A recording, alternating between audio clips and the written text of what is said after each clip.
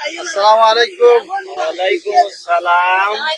এই যে আমরা বলি যে এই সম্পদ আমার, হোটেল আমার, স্ত্রী আমার, ছেলে আমার, হ্যাঁ এই গাড়ি আমার, আপনি যখন মারা যাবেন আমার বলে কোনো কিছু থাকবে? না না না হ্যাঁ, না, তাহলে এখন কি করণীয়? এখন করেন না কি করণে আল্লাহর ইবাদত করতে হবে। এই আল্লাহর ইবাদতটা কি সেটা?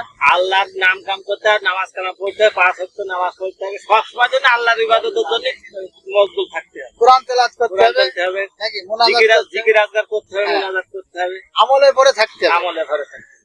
তাহলে দুনিয়া চিরস্থায়ী না আখেরাত চিরস্থায়ী? আখেরাত চিরস্থায়ী। তাহলে সেই আখেরাতের জন্য আমাদের সেভাবে কি প্রস্তুতি নিতে হবে? প্রস্তুতি নিতে হবে, নামাজ পড়তে হবে। 5 ওয়াক্ত নামাজ পড়তে হবে, তাহলে রোজা রাখতে হবে। আমার বলে কোনো কিছু নাই না, দুনিয়াতে, দুনিয়ার সব- ঘরে আমার বলে কিছু নাই, সব আল্লাহর। সব আল্লাহ। লিল্লাহ, বিল্লাহি তাকবীর। হ্যাঁ সব আল্লাহর। আল্লাহ আমার বলে কোনো কিছু নাই। না সম্পদ আমার, বাড়ি আমার, সন্তান আমার, স্ত্রী আমার, হ্যাঁ না, কিছু না। বলে আমি আমারই না, আমি আমার হ্যাঁ আমি আল্লাহর। আল্লাহ। ঠিক আছে, এদের সবসময় কি আল্লাহর পরে ভরসা করতে হবে, আর 5 ওয়াক্ত নামাজ আদায় করতে হবে। আল্লাহ আমাদেরকে আমল করার তৌফিক দান করুন। আমি